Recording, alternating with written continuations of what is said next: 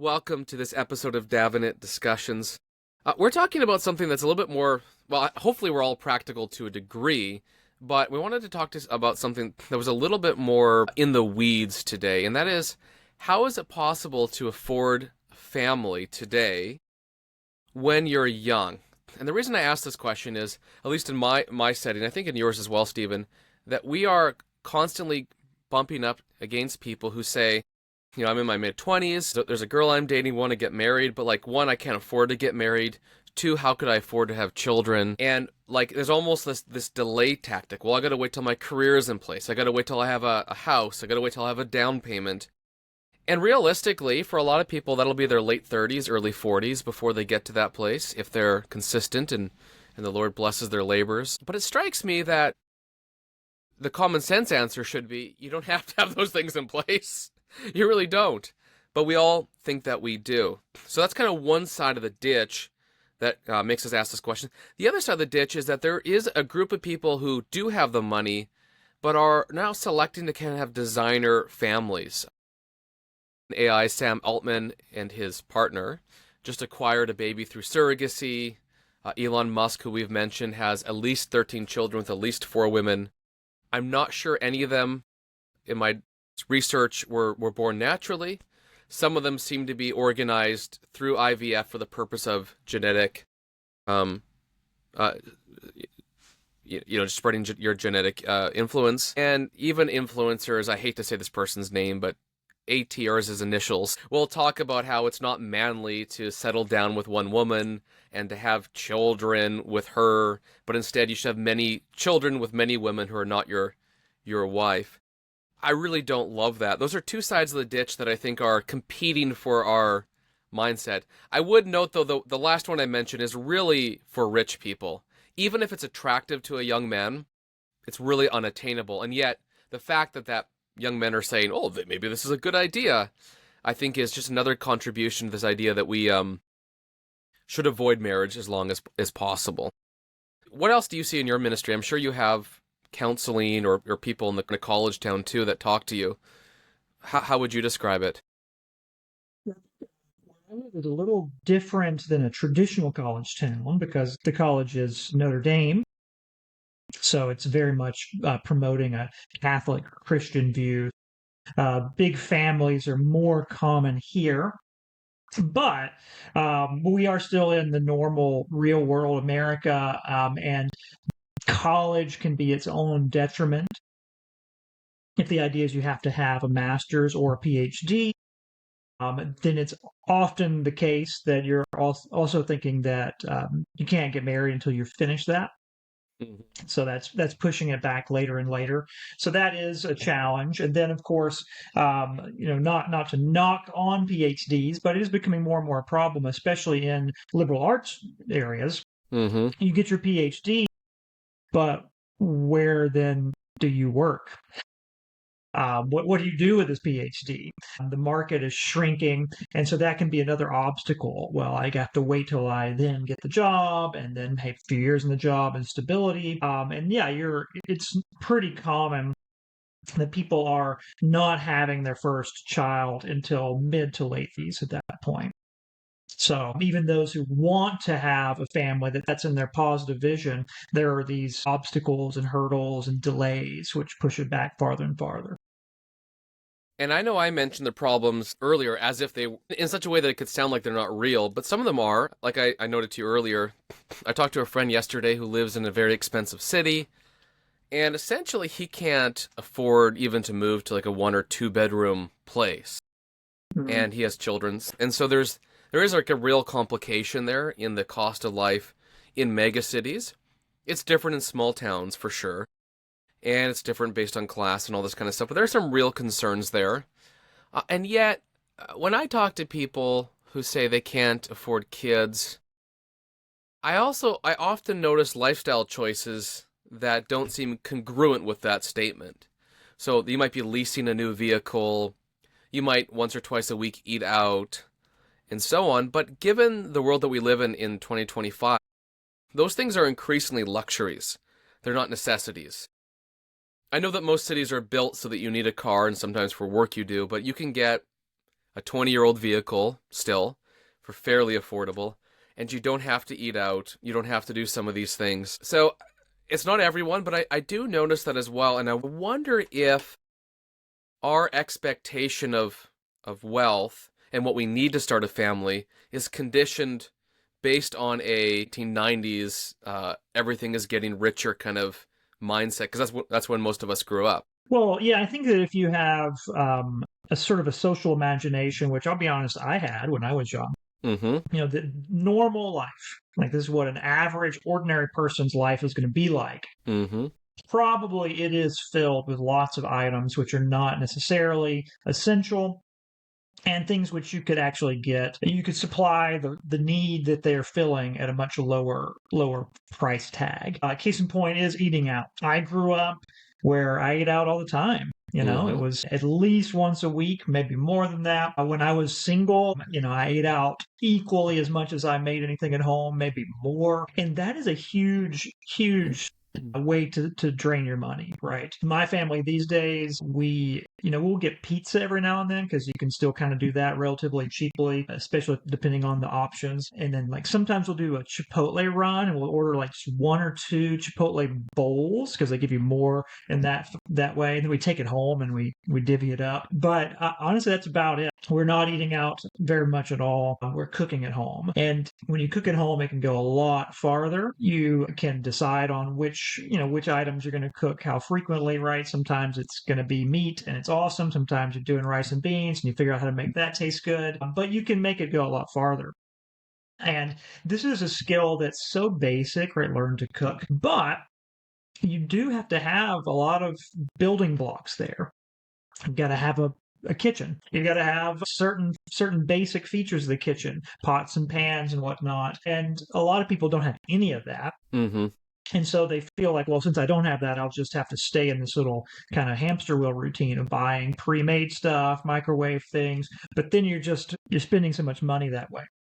So teaching people kind of the old home economics would be a really valuable skill. That used to be a class in the U.S. school system. I'm not sure in Canada. My mom actually was a home economics teacher for a while, but they phased it out. I don't know that it exists anywhere in the US anymore. It's gone. But that would be a really valuable skill set to pass along to people, just how to have a more ordinary home life. You can do more or less with that, right? You can be fancier, you can be more modest, but learning to cook at home and cooking for your family is a huge, huge way to save money. Similarly, going to the movies. We've not been to the movies. We went once with my parents, like as a treat. They were in town for the holidays. And that's the first time we've been to the movies since I only had two kids. I have four now. And when they were very young. So it's been a long time since we go to the movies. But again, when I was young, we went to the movies all the time, right? Maybe once a week or, a couple times a month. That was just kind of in the mindset. So yeah, there's things like that which are they're not so hard to figure out. They're not so sophisticated, but I think a lot of average people probably are still in a routine where they're spending too much money on things like that. I also think what's helpful, and this is more than just money, the social communal element. Because why do people go out to eat? I mean, sure, they don't have the food, cooking is hard, but also, it's just a place to be with other people. There's something interesting and exciting and fun about being in the presence of other people. And so if you're married with kids, a danger can come in that's all you do. You're stuck at the house. You only see your family. And so Christians can learn to help each other out with this too by promoting more hospitality, more community mindedness, having people to your house, going to their house, or if the building is not suitable, then finding parks or other places you can go, and sharing food and time together that way. Mm-hmm. Well, it is interesting that home economics, in the 2000s was sort of laughed at, but now it almost seems to be a necessity to afford life. Like if you can't Yeah. cook, do basic plumbing, do basic home maintenance, your own haircuts perhaps. It's hard to afford life. And I do think because of the social imagination, as you said, what you should expect, you go to the barber, you eat out once or twice a week, you go to the theater, you do all your stuff outwards. People honestly do feel like, I can't afford life. So it may be that I kind of wonder if there's a role in terms of like discipleship in the church Yeah. Hey, here's kind of your social responsibility as a father, as a mother, as a married person. It's different than you may have thought, but here's what it is. Because some of the things you mentioned, it was kind of my social imagination. Growing up, you wanted to go bowling, you went bowling. You wanted to eat out every twice a month, you did that. Movie theaters as well. But increasingly, that's doesn't feel possible. I was just listening to someone from the UK who said, his dad was a mailman, so always made middle class money, but he owned a home, retired with a pension, doesn't worry about money. Well, those two things almost sound like luxuries. Owned a home and had a pension? Yeah. Or the equivalent in your own retirement savings? I've looked at retirement data in Canada. I'm sure it's similar in the US. Even the average baby boomer doesn't have sufficient retirement money for life expectancy. I'm sure that's increasingly true of the next generation to retire as well. So it's not necessarily a millennial or Gen Z problem. It really is. It almost, this is like too simplistic, but it's almost like the vision of the good life promoted in the 80s and 90s in films and media and all this, the white picket fence thing, was attainable for a select group of people, but not for all. So if your occupation isn't lawyer, doctor, dentist, or whatever, you're probably not living that suburb life that you see in a lot of media and expect that you could live. And a lot of kids who are now in their 30s and 20s were the children of suburban parents who bought in when houses were cheaper and or who have good jobs. And now maybe they don't. Maybe their income relative to expenses isn't great. So the switching of the social imagination. So you mentioned, creating places in a church community for hospitality. I think that's true. I also wonder, though, if there needs to be more intentional discipleship with how you use your wealth. Whether that's a lot or a little. You may have little wealth, but to use it in such a way that you, I don't know, invest in home economics. I mean, Yeah. Well, one thing when I did live in Vancouver, I got this experience, extremely hard to live, to buy a yes. house, for instance. Something that it wasn't that every single family could do this, but something that was routinely talked about was that those older Christians who had saved up a bit of wealth, who had bought their homes earlier and generate revenue, they would actually help out the younger families in the church with that initial down payment for a Hmm. home. So maybe they would say, well, we'll pay the down payment so you can get started, and then you can pay us back without having to pay interest on that, right? You can just pay us back straight, no interest. That's an interesting idea. When you do get a house and you're paying your mortgage every month, you quickly notice that only a tiny sliver is actually going to what's called the principal, the main payment. Most of the money you put in is going straight into that interest. Mm-hmm. So ways to eliminate that financial burden could be a help. That requires a philosophy of sharing wealth on the part of the older folks.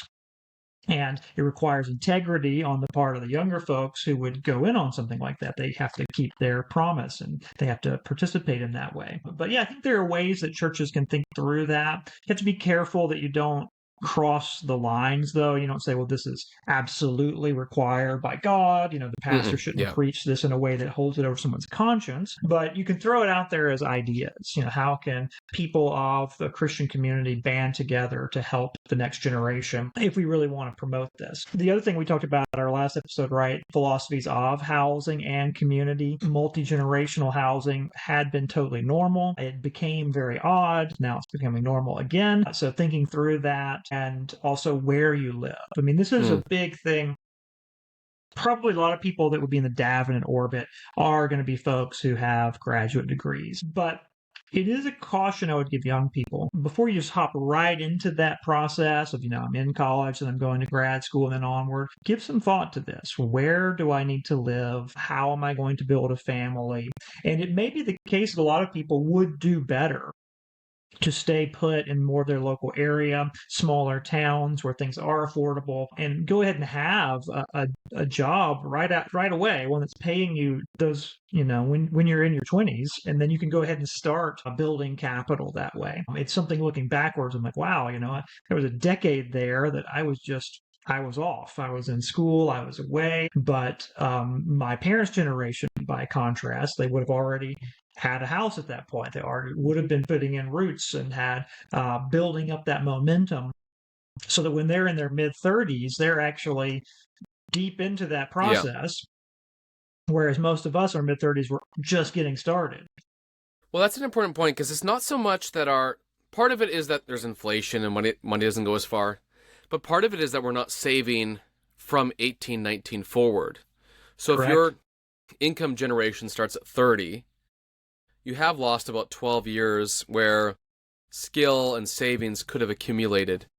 I think part of the strategy here could be multi-generational housing for a while. So you're living at home longer, not paying rent, but building wealth that way. There'll be a bit of a mindset shift on that. I was listening to a pastor this week, though, and he made this comment. He lived in an expensive place. He said that he was lamenting the fact that his kids will never be able to live near him. Mm-hmm. And what he meant by that was, if a house is 1.5 million, there's no way they're coming back to this neighborhood. So I'll never live with my kids and grandkids. And I reflected on that because I've been thinking about this a lot.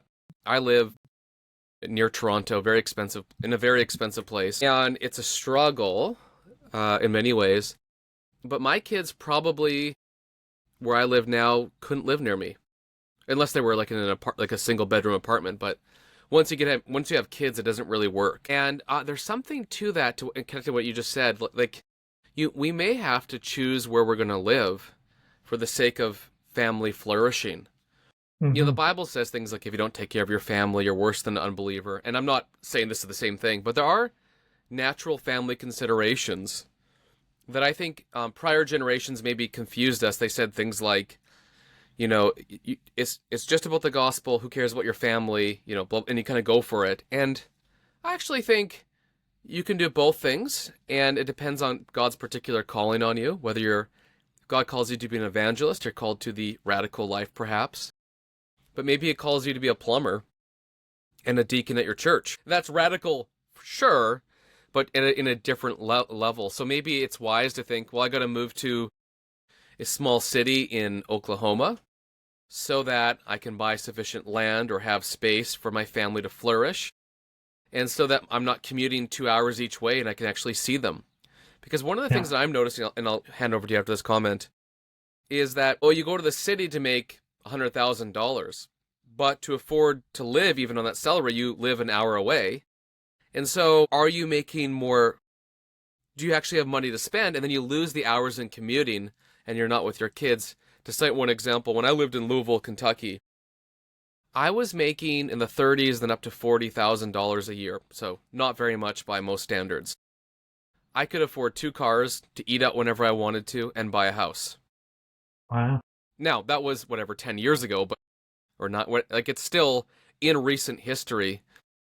Partly because we live cheap still, but partly because the cost of life was significantly lower there than it was in like a Vancouver.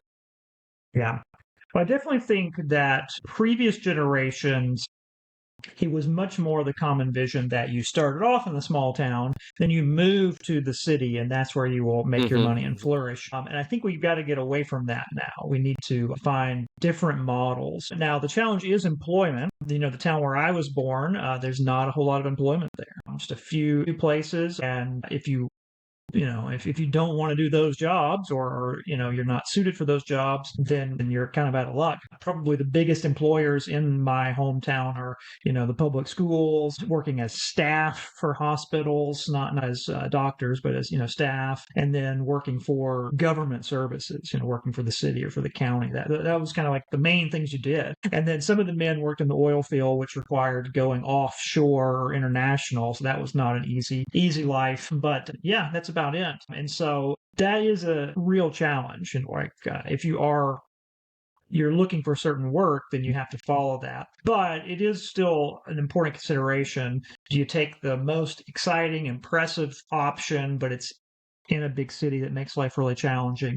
Or do you take something that's a little bit more in the mid-range, but looks more viable? And in the U.S., you'll have more options than in Canada, right? The U.S. has many more medium-sized cities that are still really, really livable and really good options. Whereas I know in Canada, that's not always the case. Well, it's a real consideration, and I think there's a reason why some Canadians are not too frazzled about being the 51st state. They kind of recognize that this country seems broken today. It's broken in the sense of if you have kids that can't live near you, it's broken in the sense of the cost of living versus the average salary don't work in a lot of places. And even when you make a significant salary, it feels like you can't afford anything. So a part of it is subjective, as we said, part of it is objective, but there is something happening here. And I also just think, going back to the more elective and choice side, I do think a lot of people are choosing to delay marriage, choosing to delay families, and that creates its own complications.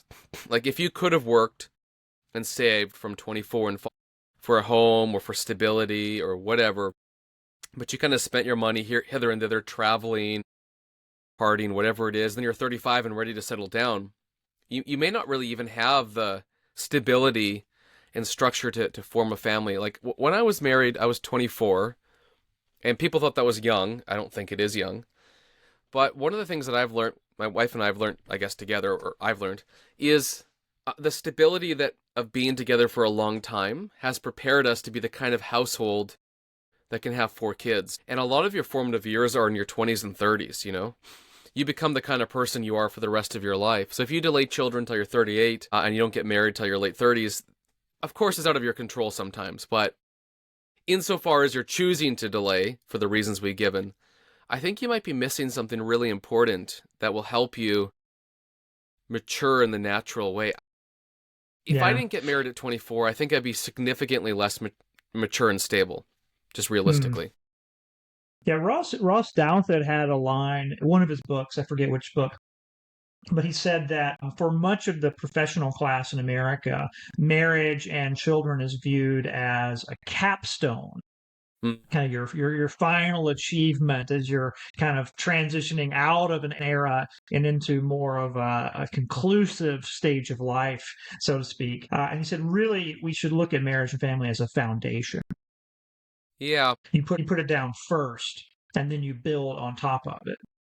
See, that might be one of the more important social things. I agree. It feels like everyone goes career first, down payment or sufficient money to rent what I want first, and then you can get a family. What if you just got married and built it together? For us, I know we didn't, 24 is not that early per se, but it was early enough where we built careers together, we built jobs, we built financial agreements together, and it felt like, I've never felt like I could afford kids, by the way, even our first one.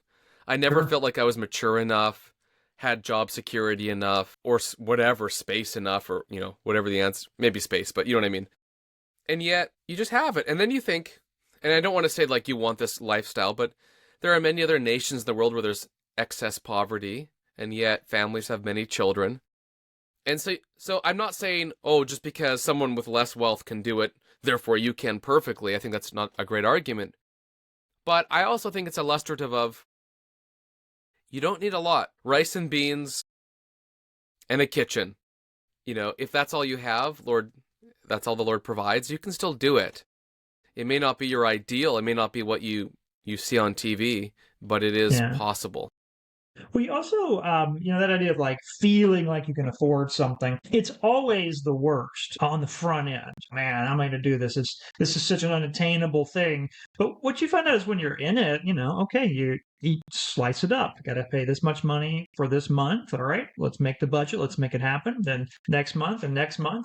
And you sort of adjust your life to it. And it's also often the numbers people tell you, like, oh, it costs this much money to have a kid. Usually those are fake. Like, I don't know where they get these numbers that's from. So true. They're so high. And, it's like the danger of statistics, right? When you have a baby, well, they're not actually eating as much food as you, the adult, right? You're not buying an additional item of food. You're just giving them some of your food that you already had. And so maybe you have slightly smaller portion than you did, but you're not actually buying an extra thing at the grocery store yet. That's not actually how it works. And when you have multiple kids, again, it's not like it's exponential increases. When you move from one kid to two kids, it's not like, oh man, I've totally doubled the price of everything. No, you just, you can spread it out a little more. Save clothes so you can reuse clothes, right? Save all sorts of items. Another thing that's worth looking at, sounds corny, right? To give these basic how-to advices, but in our area on Facebook, there's this group called the Buy Nothing Project. And I've heard that this is spreading all over. So you should check it out, see if you have a buy nothing group in your area. But it's awesome. It's just a way for the people in the community to share their stuff. So you go on there and you say, hey, I'm looking for a high chair for my kid or something. And then somebody else will just say, oh, yeah, I've got one. I want to get rid of it. Here you go. And it's free. And that's how the That's whole group exactly works. You right. don't pay for anything. It's buy nothing. You share it. We've saved You'll own so nothing and much be that way. happy. Sorry. Yeah, well, sure. You'd say, yeah, you have it for a little while. A total non-essential, but a great example of how helpful this was. We had an old TV. It got knocked over, cracked, wasn't working, and we thought, well, we're not going to buy a TV. That's just not in our budget right now. But we said, well, let's see about Buy Nothing Group. Same day, somebody gave us a TV they didn't care anything about anymore, and so we have a TV again. And it's a great option if you're in a medium size or large size area. I bet there's something like that you can make use of. Yeah, I think so. I mean, one of the things that has been transformative for our life is, and my wife was always good at this, and I never was, is thrifting everything. So you thrift everything, you resell or give away everything, you don't waste Mhm. anything. We even have on our property, it's like people drop off food for the community and people take it. So I can't remember the terminology for that, but basically a way to share goods for food insecurity. But we kind of do that. We don't like I had to learn how to use a sewing machine and thread and needle, but like I thrift my clothes. I bring a measuring tape, and then if it's too long, I use a sewing machine to do the hems. Like I know it sounds over the top, but like it used to be that the basic masculine skills were like tailoring, like taking care of Yeah. your stuff, and we've lost that. But to be honest, the jeans I'm wearing right now, I think I got for like $14, and then I had to tailor them a little bit, and it works. YouTube can teach you a lot.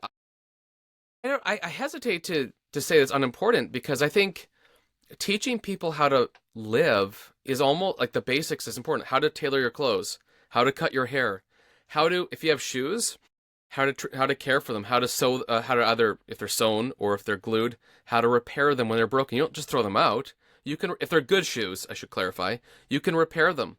Why buy anything new when you don't need to? Yep. Is a good question. These For are baby old. stuff, join a co-op or use Facebook. Baby stuff, cribs, Oh yeah. high chairs, you're gonna get those for $5 to $20.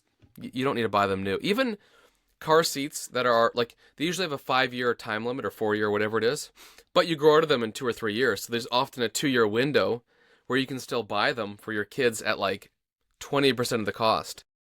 Yeah. Yeah. And these were common virtues. You read earlier eras of history, simplicity of life, self-sufficiency, thriftiness. This was everywhere. This was all over the literature. And Self-sufficiency, yeah, huge. Like you said this earlier, but I'm shocked. I'm often shocked when people don't know how to cook. And I don't mean this in a critical way because if you've never been taught, everything's hard. yeah, So if you've never been a public speaker before and you go in front of 100 people, it's terrifying. I get that. And cooking's similar. If you've never done it before, what's the knob? What's the pan? So I'm not trying to be like, oh, you're dumb or something. But like as a parent, I mean, our kids are young. We're already teaching them to cook. They're under 9 and under, but some of them can make full breakfast for us now, for their siblings. Like the amount of cost saving and success in life. Like we often think, get a degree, a high paying job, but if we don't teach people how to be thrifty and self sufficient, they might make $120,000, but have their costs meeting their salary because they haven't learned these basic skills like how to replace yeah, a porcelain toilet. It's incredibly easy if someone's shown you. So I have had to do a couple in my house. Thankfully, I had a friend who his job was like construction. He just came over and showed me once. Now I can do it forever. But before that, it felt impossible. Now it's not. And these are great things that you could consider within your own family or within the church as opportunities to give to people. Mm-hmm.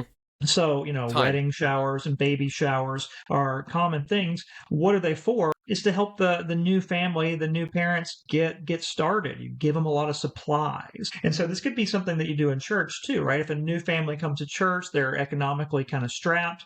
Then you say, hey, let's talk about, say, cooking, for instance. And could we buy you a set of pots and pans? Could we help you get your kitchen started? Or can we get you a tool set, right? Just let me get you basic tools, a power drill, reciprocal saw, and that could be a one-time kind of initial donation you give to someone that then gives them the ability to do the stuff we're talking about and improve their quality of life.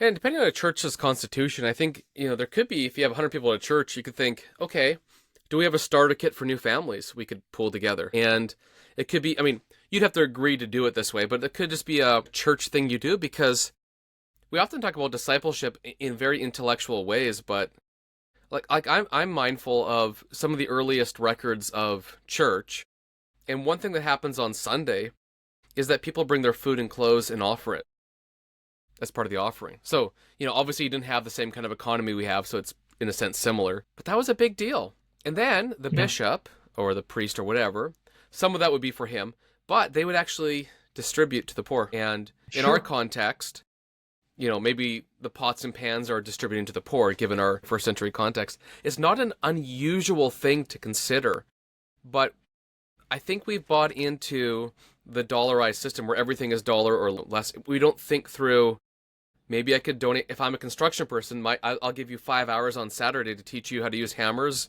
nails, how to repair your Yeah. deck so that it's safe. Like, I had a friend who helped me with that. We had an unsafe deck. And I knew enough to do that part, but like we had to replace the stringers, which are the stair portion. And if you ever built a deck, that's hard to do stringers. But not for him. He's done this for years. So he came over, helped me do the measurements, figure it all out. And it was like a friend from church, but it made my deck safe. And it also contributed to my well-being. Now I could probably do it on my own, probably. And there's just something to practical discipleship. There's people on the internet who talk about, it's like the men's groups. Men need to have really practical blah blah blah discipleship. It's often viewed as like aggressiveness and fighting and going to the wilderness. Right. What if it's like Yeah. learning to cook for your kids? Like, or learning to tailor their pants so that your son's pants fit him. Like that kind of stuff, or sewing a button. So I think that kind of stuff is more important than it sounds, and it's so simple. Yeah. Some of this maybe is not as applicable to everyone depending on their Hmm. lifestyle, but you can compare analogous needs and situations, right? How to help with that way. Churches, I think, can help people with transportation, organizing carpools, ride shares, using diaconal funds if that makes sense to help people with transportation needs. There's a lot of stuff this way. And it is necessary if, as a church, we're going to be promoting families and children, we have to acknowledge the real world that people live in. You can't just berate people and tell them they're being Agreed. lazy, they're being just postponed adolescence, a bunch of losers, that old rhetoric that used to be used. That's not going to work. You have to actually show how it's possible, assist, model it, and speak about it as a good thing. You talked about the ATs of the world, the men who don't want to be married and have family, and they'll talk about marriage as a shackle, right? It's just keeping you locked down. It's preventing you from being the true man you should be. And so, as Christians, we need to guard against that. We need to make sure we are promoting marriage and family as a good thing. We're praising it. We're speaking about it as a great thing. Here's an illustration. If you're always talking about, man, we're so tired. Oh, it's so hard. People are going to hear that. They're going to notice that. And they're going to say, wow, sounds like it's really hard, it's really tiring. He'd really rather not be this way. And sometimes Christians do this because it does get tiring, right? It is hard. That's true. But sometimes Christians play into this because we like to talk about how much we're sacrificing for the kingdom. It's our personal martyrdom, right? And Yeah, we need to make sure we're saying, actually, we love it. we do. And I would add, sometimes you're tired because of choices. You don't have to do team sports for example, or maybe a more clear way to say, you don't have to do like bantam paid sports. You can go to the field across the street and play with the neighborhood boys, soccer, baseball, whatever. So your kids could. I think there is this thing where you feel like, okay, well, you have to do all these sports, all these events. Some of them are good, like it could be like an Awana or whatever, like Christian stuff too. But like I've been at points where you're like, okay, so we're doing something on Monday, Tuesday, Wednesday, Thursday, Friday. Wait a minute. No. I have or you work, you get home at 5:30, you have dinner, then you have an hour with your kids before they go to bed, get ready for bed. Actually, let's keep that sacred. Yeah. Are team sports good? I think arguably they can be great. Are they necessary? Because they're usually on the evenings and weekends? No. If you always feel tired and you're always cash strapped because sports are expensive and you're always energy strapped, then you actually are preventing yourself from being generous with your time and money. Sometimes, not always, through sports and other like activities. So I would say, like, I agree with you fully. Being a parent is tiring, in the newborn stage especially, and in the later stage through worry over your kids. But part of that is elective. Like, try this fall or summer. Don't do any sports. I don't do any, not that Awana's bad, don't mishear me, but like those, just stop and see what happens. Because if you're energized and present for your children, and also present for your church, which is pretty important, because it actually helps your children, by the way, you're being in church. You might say, what was I doing? I was on a energy and time and money deficit for something that is maybe good, but I didn't use the order amoris properly. And I was actually sacrificing my well-being for my family. I don't know about you, but the more tired I am, the more grumpy I am. So if I'm always running around with my kids, and maybe they're with dad, but it's not great time with dad, Right. it could be that you just stop these things. I'm not saying you have to. It's just saying you just know yourself, obviously. Right. But I don't know. For us, we had to downsize all of our stuff, and it's been very helpful for our family. Also, getting out of the idea that kids have to do things in age brackets. So each kid is doing their own different thing because they're different ages. You got to get past that. No. If they're within like 4 to 5 years of each other, throw them all together, right? They should just all do this stuff together.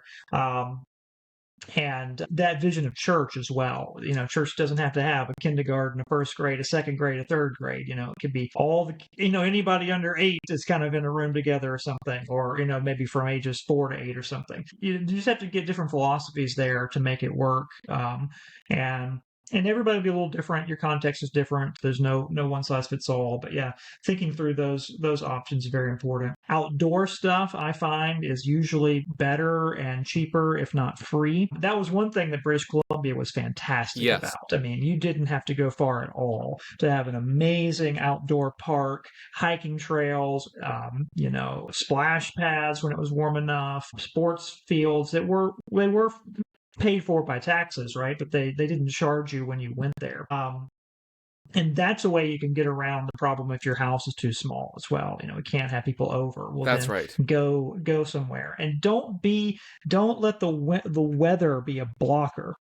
In BC, it's always going to rain. That's just how it is. So get one of those rain jackets. The kids call them mud buddies. Here in South Bend, the wintertime is cold. So get winter gear. Buy the winter gear that's actually sufficient, that you can actually be outside in, and then go outside. It will be worth it. It'll be better. Is just sort of it's mental and a little bit of just getting past the initial feelings of distress and discomfort. You'll acclimate, and it's definitely worth it. Wonderful. Well, I feel like we kind of covered the big picture basis. Is there anything that you want to say, kind of as a final word on this topic? Well, yeah, just getting married is good. Go for it. Marry a Christian. Having kids is good. Go for it. Enjoy the time with them. Seek to give to them and impart your love, your passions to them, and then let them give back to you. My kids are awesome. They're hilarious. They keep us laughing. They teach us things. It's definitely a two-way street. And seeing the value and appreciation of that is just so vital to being able to do it. Yeah, and my kind of final thought is I agree wholeheartedly, and I would just say, nobody ever feels ready to get married. Nobody ever feels ready to have kids, probably a rare exception, but generally speaking, and you're not the exception if you feel that way, but billions of people still do it and are okay. It's the most common thing in the world. You can do it too, but you'll never feel ready, and so just go for it. Mm-hmm.